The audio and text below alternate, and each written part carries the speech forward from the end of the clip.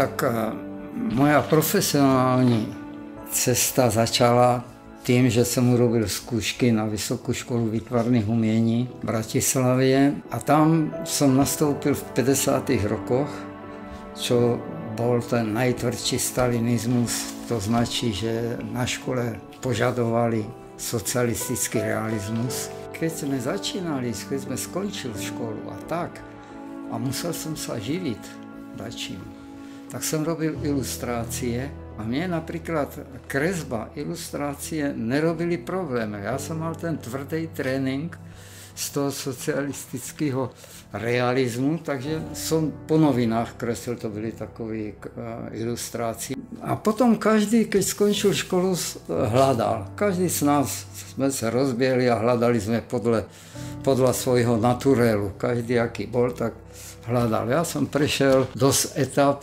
Na škole to bol ten takový impresionizmus, takový expresívny impresionizmus. Maloval som starou Bratislavu, lebo to mi bolo blízky ten život na starej Bratislavi, protože jsem prešel, abych nemusel malovat těch partizánov a takových na té figurálně malbě, tak jsem sa dal do krajinárstva, na krajinárskou školu jsem šel, to vtedy byl profesor Hošteter. Potom jsem mal takzvaný modrý období, to už, keď jsem byl ve Francii, jsem se dostal do Francie. No a tam jsem samozřejmě sledoval, čo sa robí ve světě. Však to bylo pro mě objevení světa jiného. Tu modrou farbu já mám celoživotně rád a ta tam prevažovala, čo bylo podstatné v tom modrom období. Snažil jsem se tam dostat priestor takový pohyblivý.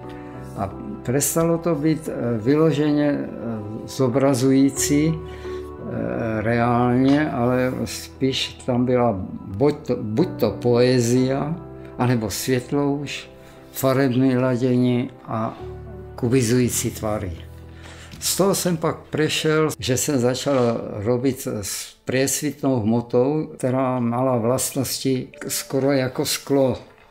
A dala se zpracovávat jako sklo. Potom jsem se dostal taky do Bruselu na světovou výstavu.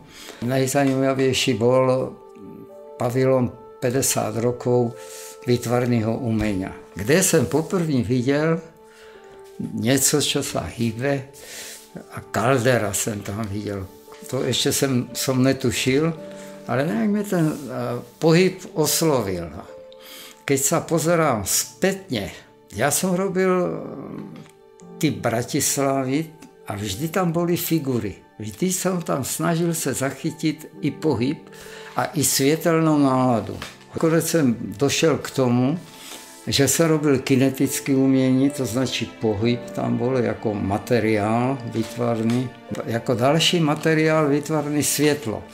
Snažil jsem se dostat do svojich věcí světlo a pohyb. Jako další element vyjádření, to, co jsem chcel vyjádřit. No hledám. Já stále hledám, to je žádná inspirace. Hledám a zatiaľ nalézám. Jsem rád, že nalézám nové a nové věci.